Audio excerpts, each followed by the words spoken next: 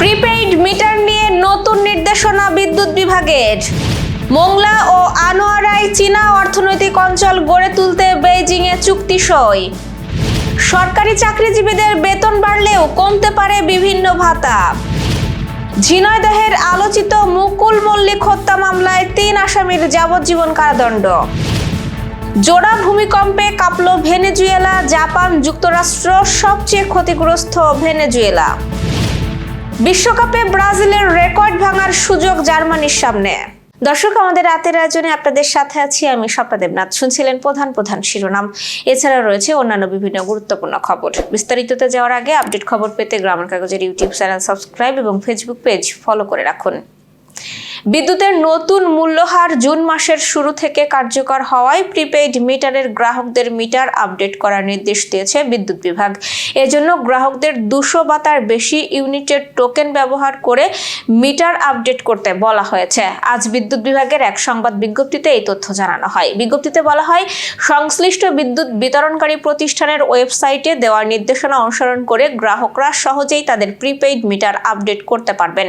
Metre update বা অন্য কোনো বিষয়ে সহায়তার প্রয়োজন হলে সংশ্লিষ্ট সংস্কার কল সেন্টার বা হটলাইনে যোগাযোগ করার অনুরোধ জানানো হয়েছে।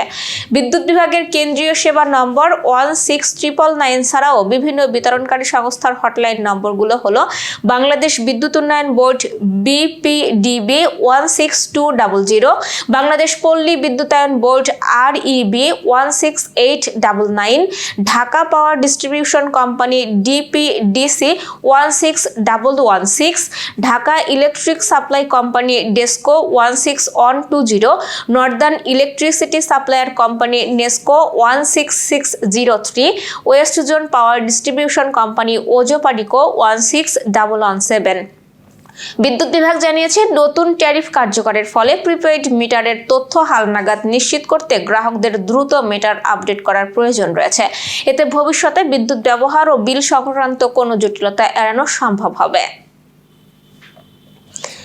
চীনের রাজধানী বেইজিংয়ে অনুষ্ঠিত ইনভেস্ট বাংলাদেশ সেমিনারে বাগেরহাটের মোংলা ও চট্টগ্রামের আনোয়ারাই অর্থনৈতিক অঞ্চল উন্নয়নের লক্ষ্যে দুটি গুরুত্বপূর্ণ চুক্তি ও সমঝোতা স্মারক সই হয়েছে। সেমিনারে মোংলা বন্দরের পাশে চীন বাংলাদেশ মোংলা পোর্ট অর্থনৈতিক অঞ্চল উন্নয়নের জন্য একটি সমঝোতা স্মারক এবং আনোয়ারাই চীনা অর্থনৈতিক ও শিল্পাঞ্চল প্রতিষ্ঠার লক্ষ্যে চায়না সিভিল ইঞ্জিনিয়ারিং কনস্ট্রাকশন কর্পোরেশনের সঙ্গে একটি চুক্তি সই হয়। এছাড়া বাংলাদেশের চীনা বিনিয়োগ বৃদ্ধি ও ব্যবসায়িক সহযোগিতা জোরদারে বিডা ও CCPITর মধ্যে একটি সমঝোতা স্মারক বিনিময় করা হয়।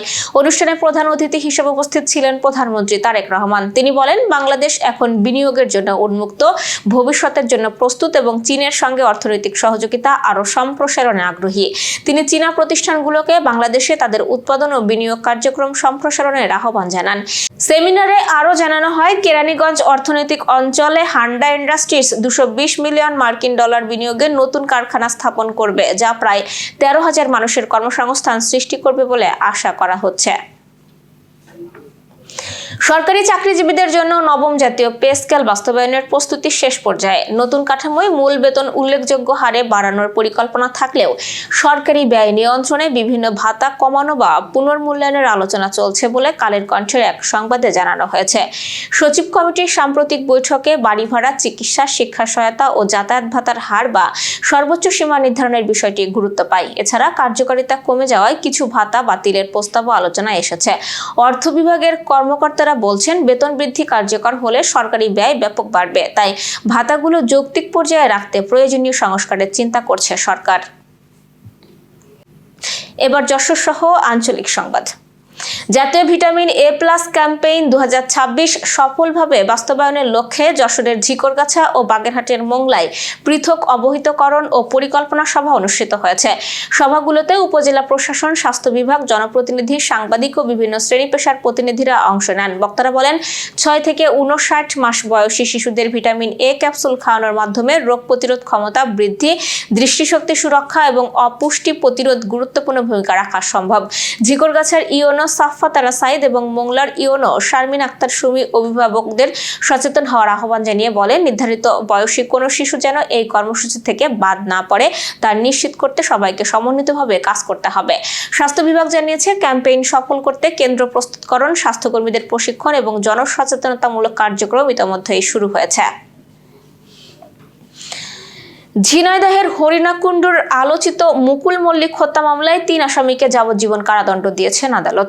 আজ অতিরিক্ত দায়রা জজ দ্বিতীয় আদালতের বিচারক গৌতম কুমার ঘোষ এই রায় দেন। দণ্ডপ্রাপ্তরা হলেন নিহতর স্ত্রী ফিরোজা খাতুন, আলমগীর হোসেন ও বিল্লাল হোসেন। প্রত্যেককেই 50,000 টাকা জরিমানা করা হয়েছে।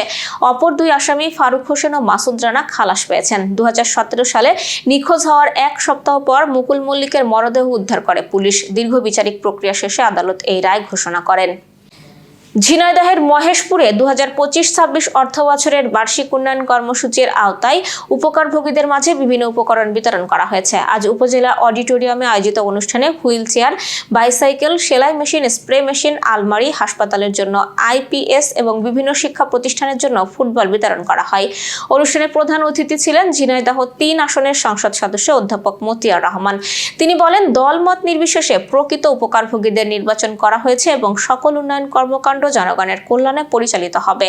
এ সময় উপজেলা প্রশাসন, শিক্ষা বিভাগ, আইন শৃঙ্খলা বাহিনী, সাংবাদিক ও স্থানীয় গণ্যমান্য ব্যক্তিরা উপস্থিত ছিলেন।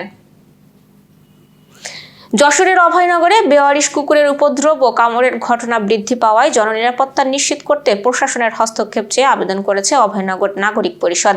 আজ সংগঠনটি নোয়াপাড়া পৌরসভা প্রশাসক এবং অভয়নগর উপজেলা প্রশাসকের কাছে পৃথক 2টি আবেদন জমা দেয়। এ সময় সংগঠনের আহ্বায়ক অধ্যক্ষ SM খায়রুল বাশার সহ উপদেষ্টা ও স্থানীয় গণ্যমান্য ব্যক্তিরা উপস্থিত ছিলেন। বাগেরহাটের মোরেলগঞ্জে দোনা SS সরকারি প্রাথমিক বিদ্যালয়ে 75 বছর পর গণতান্ত্রিক পদ্ধতিতে ম্যানেজিং কমিটির অভিভাবক সদস্য নির্বাচন অনুষ্ঠিত হয়েছে। উৎসবমুখর পরিবেশে 404 জন ভোটার ভোটাধিকার প্রয়োগ করেন। নির্বাচনে পুরুষ সদস্য পদে শহীদুল ইসলাম ও মোশাররফ হোসেন এবং নারী সদস্য পদে সাদিয়া খানম ও শিলা খানম নির্বাচিত হন। ভোট শেষে ফলাফল ঘোষণা করেন সহকারী শিক্ষা কর্মকর্তা ও রিটার্নিং কর্মকর্তা রাসেল মোল্লা। ভোটাররা জানান, বিদ্যালয় প্রতিষ্ঠার পর এই প্রথম ভোটের মাধ্যমে অভিভাবক প্রতিনিধি নির্বাচিত হলো। নির্বাচিত সদস্যরা বিদ্যালয়ের শিক্ষা ও পরিবেশ উন্নয়নে কাজ করার অঙ্গীকার ব্যক্ত করেছেন। আন্তর্জাতিক সংবাদ। স্বল্প সময়ের ব্যবধানে ভেনেজুয়েলা, জাপান ও যুক্তরাষ্ট্রের শক্তিশালী ভূমিকম্প আঘাতে হানায় বিশ্বজুড়ে উদ্বেগ তৈরি হয়েছে। সবচেয়ে বেশি ক্ষয়ক্ষতি হয়েছে ভেনেজুয়েলায়, যেখানে 7.2 ও 7.5 মাত্রার জোড়া ভূমিকম্পে অন্তত 32 জন নিহত এবং 700 জনের বেশি আহত হয়েছেন। এদিকে জাপানের উত্তর পূর্বাঞ্চলে প্রায় 7 মাত্রার ভূমিকম্প অনুভূত হলেও বড় ধরনের ক্ষয়ক্ষতির খবর পাওয়া যায়নি। যুক্তরাষ্ট্রের ক্যালিফোর্নিয়ায় 5.6 মাত্রার ভূমিকম্পে কয়েকজন আহত হয়েছেন এবং হাজারো মানুষ বিদ্যুৎ বিচ্ছিন্ন হয়ে পড়েছেন। বিশেষজ্ঞরা জানিয়েছেন, 3টি ভূমিকম্পের মধ্যে সরাসরি কোনো সম্পর্ক নেই, তবে আফটার শকের ঝুঁকি থাকায় সংশ্লিষ্ট এলাকাগুলোতে সতর্কতা জারি করা হয়েছে। Renaissance hospital and diagnostic centre. রেনেসাতেই মিলছে কম খরচে উন্নত সেবা, তাই নিশ্চিন্তে আমাদের সেবা নিন, সুস্থ থাকুন। Renaissance hospital and diagnostic centre, সদর হাসপাতাল মোড়, দরাটানা, যশোর। দর্শক, শেষ করব খেলার সংবাদ দিয়ে। স্কটল্যান্ডকে 3-0 গোলে হারিয়ে বিশ্বকাপে ইতিহাসের সর্বোচ্চ গোলদাতা দলের রেকর্ড এককভাবে নিজেদের করে নিয়েছে ব্রাজিল।